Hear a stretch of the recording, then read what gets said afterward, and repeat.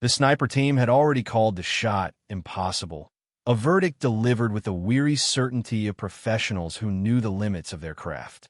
But the limits of their craft were not her own, and, as the crisis mounted, a quiet warrant officer, previously tasked with counting rifles in an armory, was about to redraw the map of what was possible.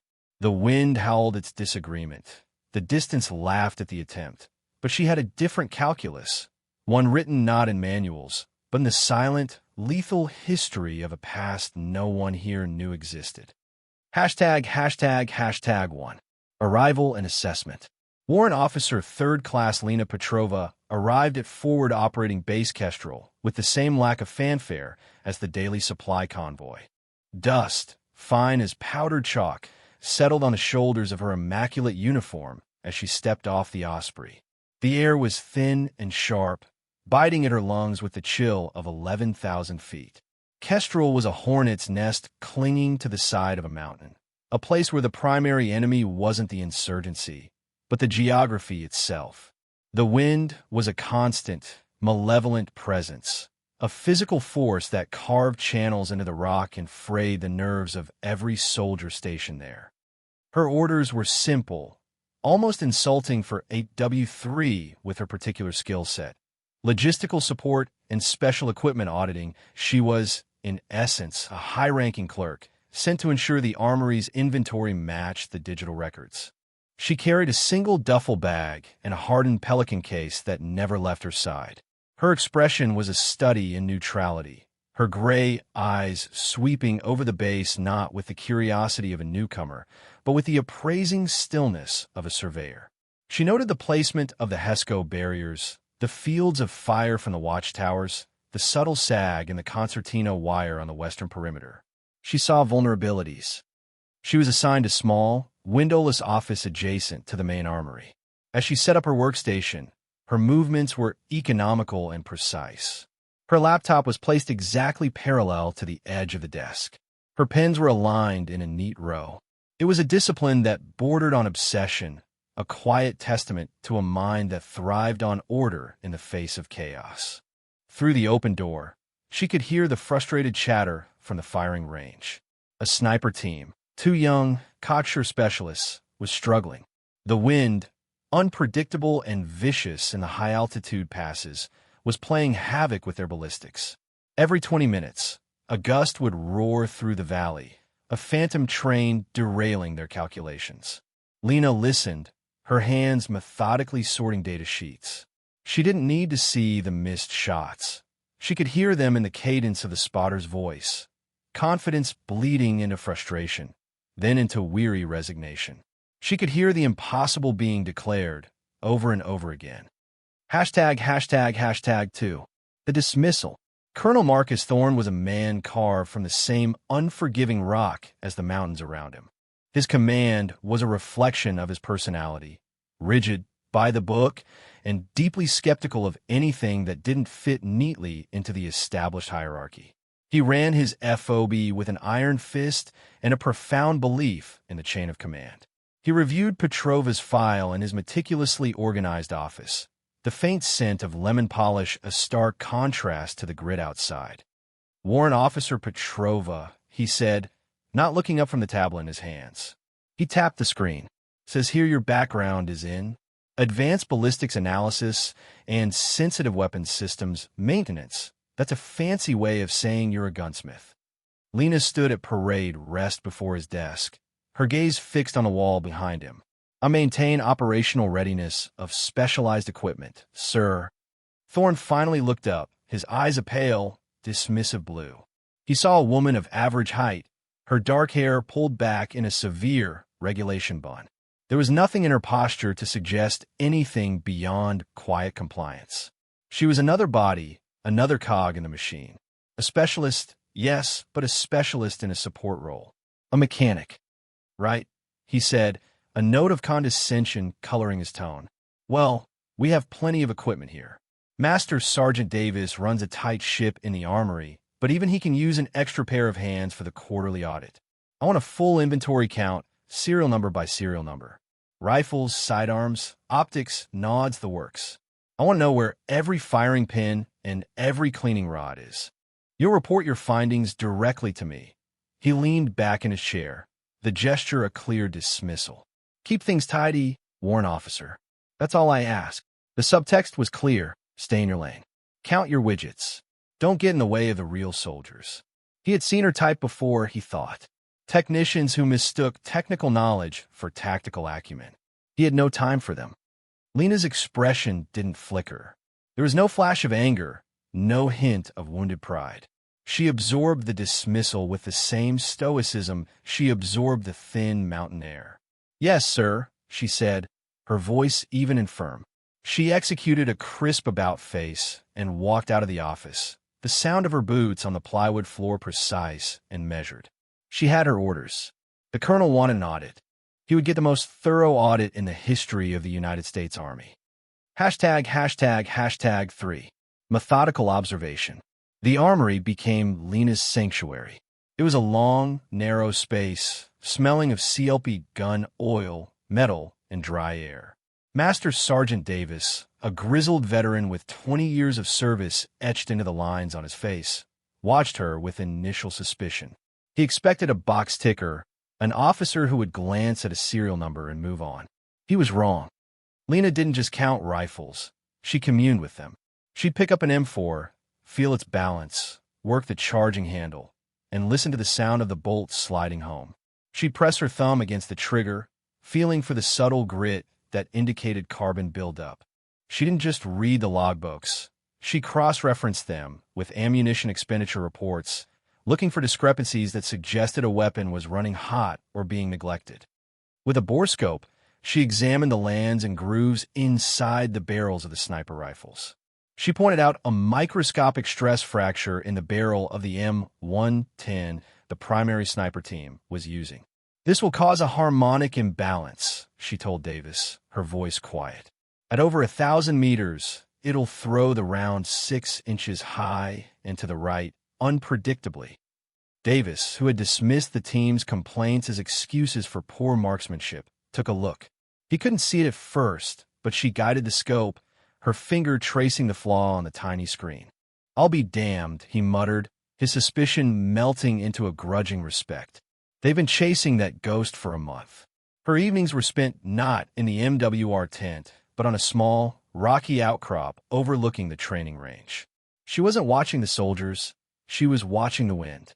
She saw how it eddied and swirled around the serrated peaks, how a steady 10-mile-per-hour breeze at the firing line could become a 30-mile-per-hour crosswind halfway to the target, and then a dead calm just before impact. She watched the mirage, the heat haze rising from the rocks, learning to read the subtle shimmer and boil that told the story of the air the bullet would have to travel through. She observed the dust kicked up by passing vehicles, the sway of a lone, stubborn thistle, the flight path of a kestrel hunting on the thermals. She was building a map in her mind, a multi-layered, four-dimensional topographical chart of the atmospheric conditions of this specific, hostile place. The soldiers saw an unpredictable enemy. Lena saw a complex system with rules that could be learned. She saw the data.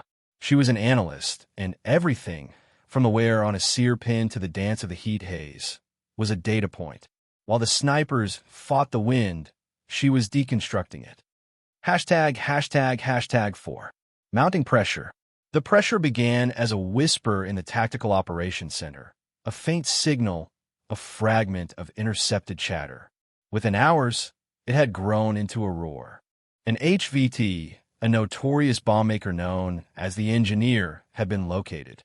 He was holed up in a small, fortified compound on a parallel ridge, separated from FOB Kestrel by a deep, impassable chasm. He was there for a meeting, a rare opportunity to remove a key node in the enemy network. The problem was his communications. He was using a sophisticated, frequency-hopping comms relay perched on the highest point of his compound. The relay allowed him to remain in constant contact with his network, and as long as it was active, any direct assault would be suicide. He'd see them coming miles away. The intel was clear: disable the relay, and he would be forced to send a runner or move to a secondary location, flushing him out into the open where aerial assets could track him. The relay was a small target, but the real issue was its only vulnerability. A thermal scan revealed a small, 3-inch square heat sink vent on the side of the unit. To disable the device, the delicate cooling fins inside the vent had to be destroyed. A single round wouldn't do it. It would require multiple, precise impacts on a target no bigger than a deck of cards. The distance was 2,475 meters. Staff Sergeant Riggs, the lead sniper, and his spotter, Corporal Evans, were the best the battalion had. They set up their M2010 enhanced sniper rifle, chambered in .300 Winchester Magnum, a weapon system capable of such a shot in perfect conditions. But Kestrel's conditions were a sniper's nightmare. The wind was a living thing, gusting unpredictably from 15 to 40 miles per hour, shearing across the chasm from 2 different directions. For 2 hours they tried. They sent round after round downrange, each one a testament to their skill, yet each one a failure. The bullets were snatched by the wind, pushed feet off course in the final moments of their flight. They'd get close, kicking up dust inches from the relay, but they couldn't land a single hit on the vent. Inside the TOC, Colonel Thorne's face was a thundercloud. He watched the drone feed, a live video of dust puffs blossoming harmlessly around the small metal box. "What is the status, Riggs?" He barked into his headset. "No joy, sir," came the strained reply. "The wind it's impossible. We're holding for wind, and a sheer gust is just throwing it off target every time. The window between gusts is less than a second. We can't time it." The window of opportunity was closing. The HVT's meeting was scheduled to end in less than an hour. The mission was slipping through their fingers. Panic, the quiet, corrosive kind, began to settle over the TOC. The impossible shot was living up to its name. #5. Qui intervention? In the armory, Lena had just completed her final inventory check. Every piece of equipment was accounted for, its condition logged in a file that was a model of military precision. She could hear the strained radio traffic from the TOC bleeding through the open doorway, the escalating tension in the voices. She knew the distance. She knew the target. And from her evenings of observation, she knew the wind. She understood the problem not as one of marksmanship, but of data processing. Riggs and Evans were trying to shoot through the wind. They needed to shoot between it. She walked out of the armory and toward the firing line where the sniper team had been practicing earlier. The actual shot was being taken from a more forward, elevated position, but the practice range offered the same distance and a similar wind profile. Master Sergeant Davis was there, packing up some of the team's gear. Lena walked past him without a word. She saw the rifle Riggs had been using earlier, the M110 she had identified with the flawed barrel. Next to it was an older M24, a weapon some considered obsolete, but which she knew to be stable and reliable. But she ignored them both. Her eyes settled on the team's backup rifle, another M2010, identical to the one currently in use, but one she had personally inspected that morning. She had spent an hour with it, checking the bedding of the action, measuring the trigger pull to a precise 35 pounds, and verifying the scope's tracking. It was a perfectly tuned instrument. She laid her Pelican case on the ground and opened it. Inside, nestled in custom-cut foam, was her own scope, a Schmidt and Bender with a custom reticle she had designed, and a small, sophisticated Kestrel wind meter. With practiced efficiency, she removed the team's optic and mounted her own, using a torque wrench to tighten the rings to the exact inch-pound specified. Davis watched her, his arms crossed. "What do you think you're doing, warrant officer?" Lena didn't look at him. She was already prone on the mat, settling the rifle into the pocket of her shoulder. The motion was fluid, economical, a movement she had performed 10,000 times before. It was like watching a master musician pick up their instrument. "Colonel Thorne wanted an audit of all special equipment," she said, her voice calm, and even as she dialed the elevation turret on her scope. "I'm conducting a functional test." She chambered round. The practice target was a simple steel plate, 2,475 meters away, with a 3-inch orange square painted in the center to simulate the heat sink vent. She closed her eyes for a moment, breathing slowly, feeling the wind on her face. She wasn't fighting it. She was listening to it. A lull came, a brief, almost imperceptible pause in the gale. Her eyes snapped open. She exhaled half a breath. The crosshairs settled, and she squeezed the trigger. The rifle bucked against her shoulder.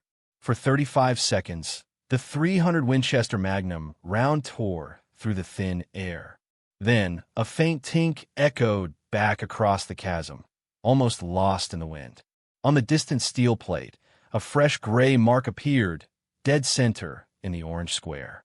She had hit it. A single, perfect shot. She hadn't bragged. She hadn't asked. She had simply acted. #6. A shift in perception. Master Sergeant Davis's jaw, which had been set in a line of stern disapproval, went slack. He lowered his binoculars and stared at Petrova, who was already ejecting the spent casing, her movements calm and methodical. He had been a ranged safety officer for a decade. He had seen hundreds of shooters, from raw recruits to special forces operators. He had never seen anything like that. A first-round hit at that range in this wind. It wasn't just skill. It was something else entirely. It was mastery. Petrova, he said, the name coming out as a quiet statement rather than a question. She glanced at him, her gray eyes unreadable. The rifle is zeroed, Master Sergeant. Word of the shot traveled faster than a radio call. Corporal Evans, the spotter for the sniper team, had jogged back to the main base to grab more specialized ammunition. He saw the hit through his own spotting scope as he was returning. He stopped dead in his tracks. He ran the rest of the way to the forward firing position where Riggs was still struggling. "Staff Sergeant, you are not going to believe this," he said, breathing heavily. The new warrant officer, the logistics officer, she just hit the practice target. One shot. Riggs, his face etched with frustration and windburn, just grunted. "Lucky shot." "No, sir," Evans insisted. "You didn't see it. The way she got behind the rifle wasn't luck. It was like she was part of the gun." The report reached the TOC a minute later, a quick aside from Davis to the operations sergeant. Colonel Thorne overheard it. "It what? A functional test? Who authorized a civilian, a clerk, to discharge a sniper system?" He snapped, his anger at the mission's failure looking for a new target. "She's not a clerk, sir. She's a warrant officer," the operations sergeant corrected gingerly. "And Davis says it was a first-round impact. Dead center." Thorne scoffed, dismissing it with a wave of his hand. A fluke, a 1 in a million chance that meant nothing. The real mission was still failing. "Get Riggs back on the gun," he ordered. "Tell him to put rounds down range until he hits it or melts the barrel." But the seed of doubt had been planted. Outside the TOC, a small crowd had gathered. Soldiers who had been going about their duties had heard the rumor and now stood at a respectful distance, watching the quiet woman on the practice range. They saw the impossible made possible, and the assumptions they had formed about the quiet logistics officer began to crumble. She wasn't bragging. She wasn't seeking attention. She was simply cleaning the rifle, her focus absolute. The quiet competence was no longer just a personality quirk. It was a promise of something more. The base was rethinking Warrant Officer Petrova. Curiosity was rapidly turning to awe. #7. The second test. The radio crackled in the TOC. It was Riggs, his voice tight with desperation. "Sir, still no effect on target. The wind shear is... I've never seen anything like it. I can't guarantee a hit." The HVT's meeting was ending. The window was closing. Thorne looked at the drone feed, at the maddeningly intact comms relay. He looked at the faces of his staff, tired and defeated. He thought of the report from the range. A fluke. It had to be a fluke. But what if it wasn't? Failure was imminent. A wild card was better than a guaranteed loss. He keyed his mic, the words tasting like ash in his mouth. "Riggs, stand down. Send the warrant officer up to your position. Now." A stunned silence fell over the TOC. On the firing line, the message was relayed to Davis, who turned to Petrova. "They want you on the gun. For real this time."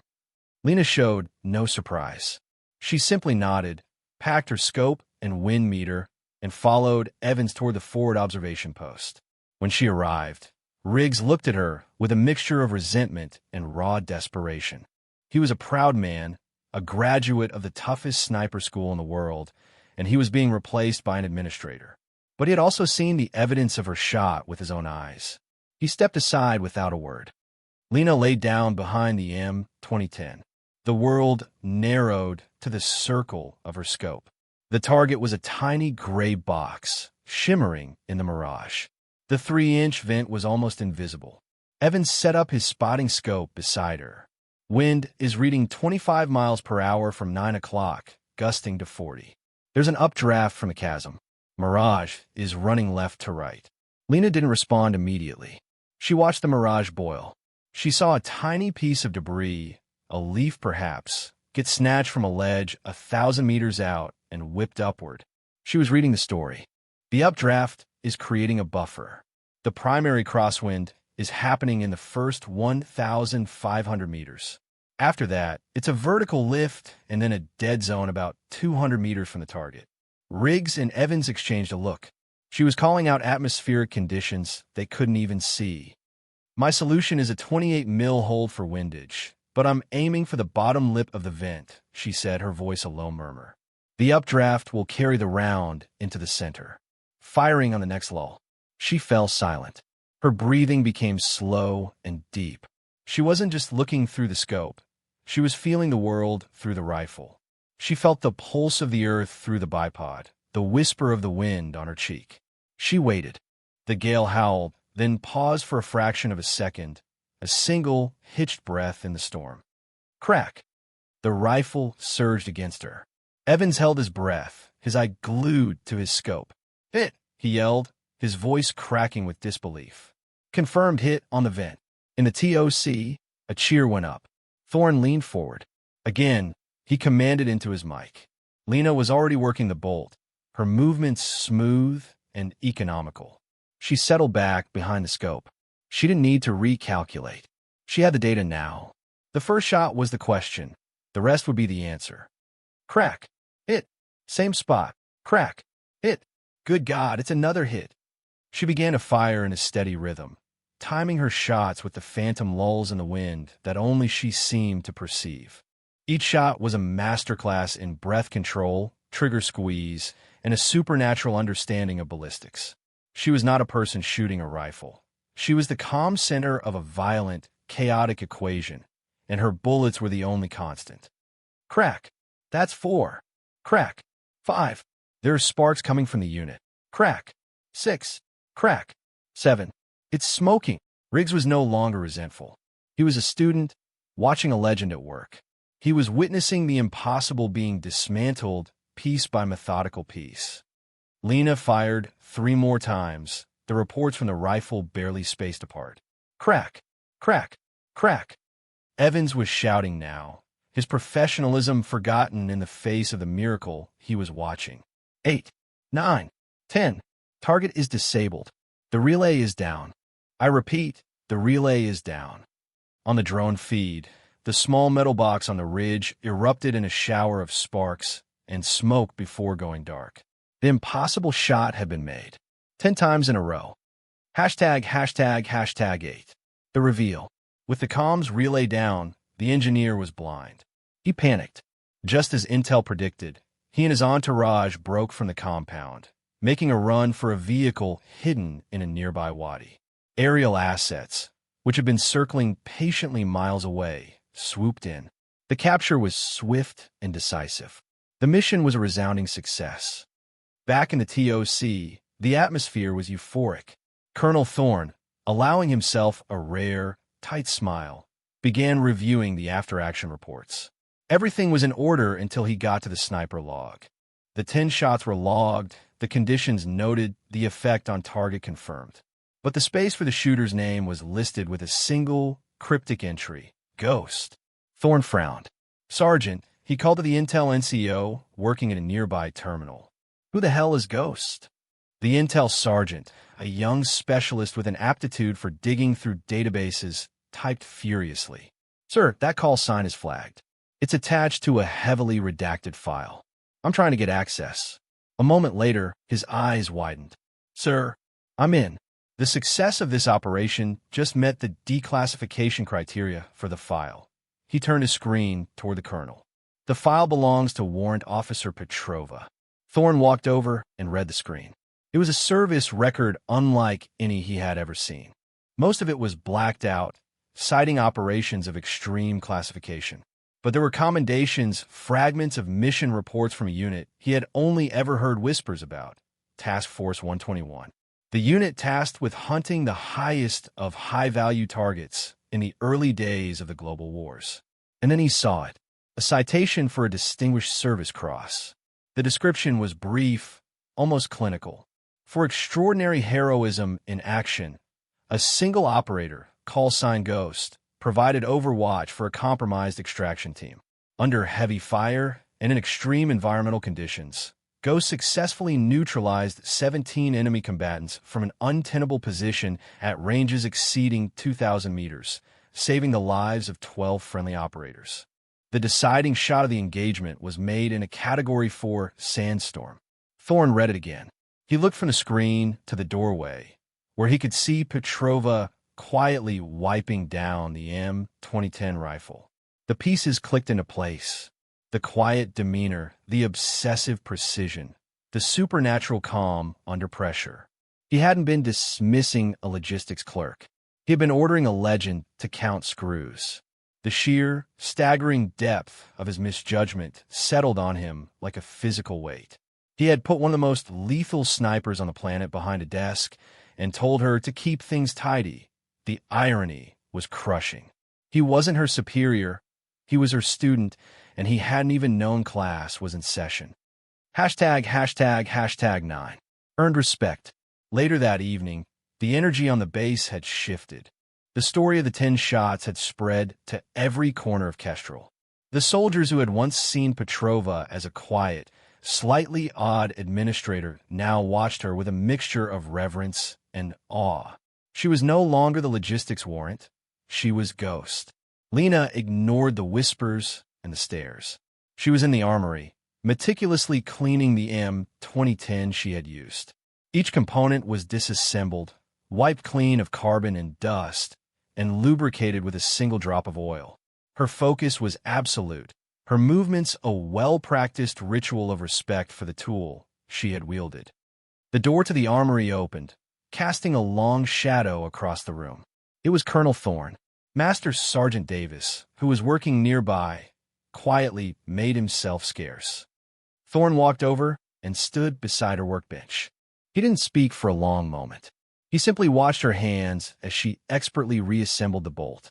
He looked at the woman he had so thoroughly underestimated, and then at the rifle that had become an extension of her will. "The intel guys tell me a sandstorm is harder to shoot in than a mountain crosswind," he said, his voice quiet, stripped of its earlier arrogance. Lena paused her work, her hand still. She looked up at him, her gray eyes holding his. She offered no excuse, no explanation. She simply nodded. "The particle density is less predictable, sir." Thorne absorbed that for a moment. He had come prepared to offer an apology, to make a speech. But looking at her now, he realized that words were inadequate. They were his currency, not hers. Her currency was action and results. So he offered her the only thing that mattered, the only thing that could bridge the gap of rank and ignorance. Respect, paid in the coin of the realm. He stiffened to attention. He brought his hand up in a salute. It wasn't the perfunctory, day-to-day gesture he gave his subordinates. It was a slow, deliberate motion, his arm ramrod straight, his hand held firm. It was a salute of profound, hard-earned respect from one soldier to another. It acknowledged not her rank, but her mastery. Lena stood, her movements fluid. She returned the salute with a crisp, simple nod. The gesture was fleeting, but the meaning was absolute. It was an acceptance, an understanding. As Thorne lowered his hand and turned to leave, he saw Riggs and Evans standing by the door. They had been watching. As he passed, they both snapped to attention and rendered their own salutes to the woman at the workbench. She had never asked for their respect, but she had commanded it, one perfectly placed round at a time. ####10. Closure. The next evening, Lena stood on the observation deck that overlooked the vast, serrated landscape. The setting sun painted the peaks in hues of orange and purple. The wind still blew, but it no longer felt like an adversary. It was just a part of the world she inhabited, a variable she had calculated and mastered. She held not a rifle, but a steaming mug of coffee. Her watch was over. The metallic clang of boots on the platform announced a visitor. It was Master Sergeant Davis. He stood beside her, holding his own mug, and looked out at the horizon. They stood in a comfortable silence for several minutes, watching the last sliver of sun disappear. "Heard they're reassigning you," Davis said, his voice a low rumble. He didn't need to specify who they were. Lena took a slow sip of her coffee. "Yes, new orders came in this morning. I'm being attached to a forward reconnaissance unit." "Makes sense," Davis grunted. "They need someone who can see things others can't." He took a drink from his mug. "The armory has never been so organized." Lena allowed herself the smallest of smiles, a fleeting upturn at the corner of her mouth. "Everything has its place, Master Sergeant." "That it does, ma'am," Davis said. He looked at her, his expression one of pure, unvarnished admiration. "That it does." He finished his coffee, gave her a short, respectful nod, and left her to the twilight. Lena remained, a solitary figure against the vast, empty expanse. She was a ghost, a legend, a quiet warrant officer who counted rifles. She was all of those things and none of them. She was a professional, defined not by the files or the rumors, but by the silent, profound dignity of a job done to a standard that no one else could match. The wind blew, carrying the chill of the coming night, but it couldn't touch her. She was home.